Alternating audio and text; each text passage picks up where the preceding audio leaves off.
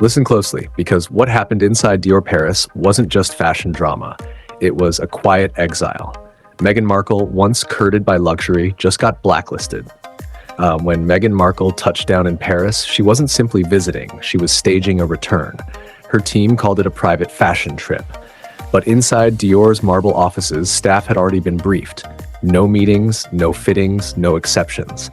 Sources close to the house claimed her name had been quietly flagged.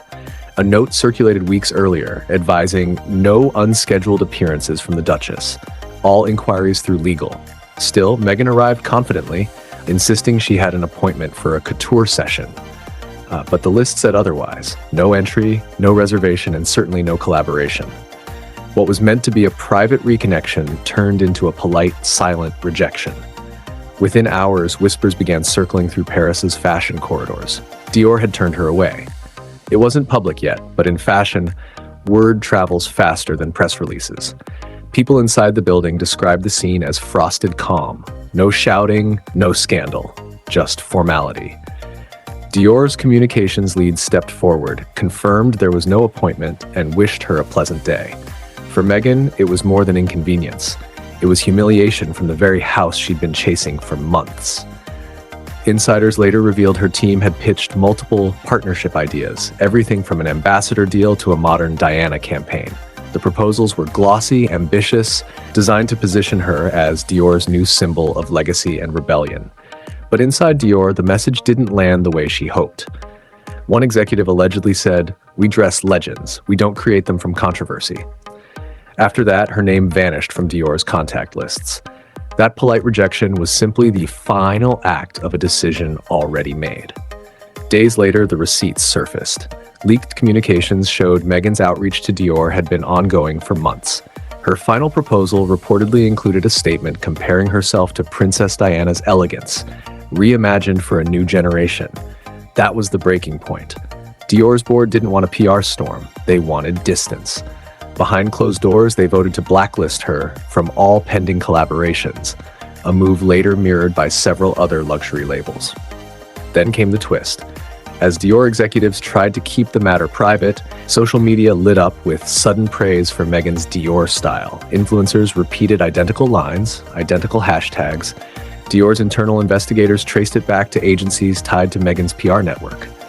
To Dior, it looked like an attempt to manufacture affiliation. Within hours, the house released a brief off-record statement to editors across Europe. Dior has no current or planned partnership with the Duchess of Sussex. One line, no further comment. Calm, but final. In the world of couture, silence isn't peace, it's punishment. When Dior cut ties, it didn't end there. Inside the LVMH network, the empire that owns Dior, Fendi, Givenchy, and Louis Vuitton, Meghan's name began circulating on an internal restricted list. These lists aren't public, but every major brand has them. Names too controversial, too unpredictable, or simply not worth the risk. Executives across houses quietly followed suit. Givenchy, which once dressed her for royal events, was the first to back away. Chanel declined future pitches. Even stylists who once pulled luxury samples for her received subtle warnings. Avoid association. It wasn't personal, it was protection. The Duchess had become what fashion fears most, a PR liability in couture clothing. Paris didn't exile her publicly, it just stopped responding. And in that silence, the blacklist spoke louder than any headline. But Meghan wasn't about to accept defeat. Days later, she made a surprise appearance at Balenciaga's Paris Fashion Week show, a move meant to reassert her place among fashion's elite.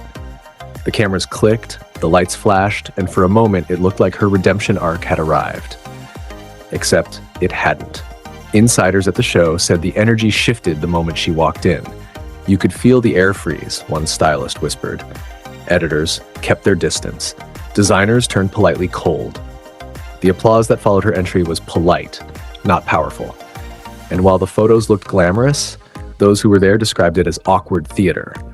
No designer approached. No stylist offered congratulations. Behind the scenes, the real talk wasn't about her outfit.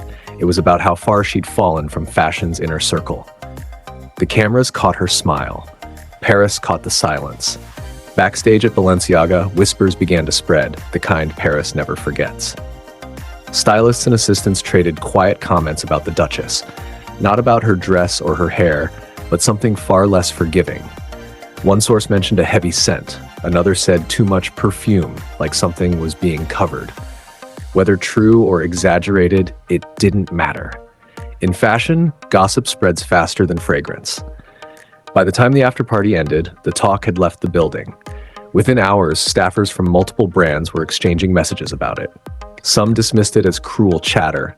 Others said it reflected the tension she brought into every room. The verdict wasn't about hygiene. It was about energy. Paris forgives arrogance. It forgives scandal. But it never forgives when the atmosphere turns heavy, literally or figuratively. And that night, the air around Meghan Markle was suffocating.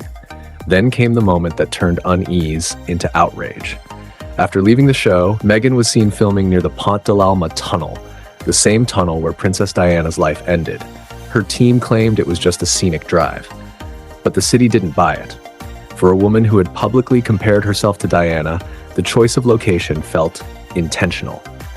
To many Parisians, it crossed a sacred line. Insiders whispered that she wanted to reclaim Diana's story, to draw an emotional parallel. But to those who lived through that tragedy, it felt tone-deaf, even morbid. A senior stylist who once worked with Dior summed it up quietly: Diana's legacy belongs to memory, not marketing. That single drive, filmed or not, did more damage than any Dior rejection could. Because in Paris, the city that still mourns Diana, it felt like performance masquerading as tribute. By the end of Fashion Week, the illusion had shattered completely. People who once admired her poise now questioned her purpose. Balenciaga had not dressed her for the event. Her outfit was borrowed, not gifted. The shoes, simple black pumps, were the only genuine piece from the brand. The rest had been arranged through intermediaries, not the label itself. To the fashion elite, that was code for exclusion. No custom fittings, no courtesies, no personal touch. She wasn't a guest of honor. She was a guest of circumstance. And that's when Paris turned. Editors who once flattered her began to keep their distance. Stylists declined requests. Even photographers stopped angling for her best side. It wasn't cruelty. It was quiet rejection. Because in Paris, they don't boo you out of the room. They just stop looking up when you enter it. When Meghan boarded her flight home, the cameras still flashed, but the warmth behind them was gone. Paris had decided the Dior incident wasn't an isolated embarrassment. It was a reflection of something deeper, the illusion of belonging. She came to France believing she could rewrite her image, that couture could restore what controversy had taken. Instead, she discovered that style without authenticity is just costume. The Duchess, who once captivated the world, now stood at the edge of her own performance, stripped of applause. In chasing Diana's reflection, she lost her own. Paris doesn't reward imitation, it exposes it. One editor's note in Le Figaro captured the sentiment perfectly. The difference between Diana and Meghan was never just grace, it was truth. By the time she left the city, the whispers had turned to silence. Not scandal, just conclusion. Because in the end, Meghan didn't walk out of Paris as fashion royalty. She walked out as a reminder that in the world of high couture, admiration cannot be demanded, it must be earned. And for Meghan Markle, Paris decided she'd earned only one thing: distance.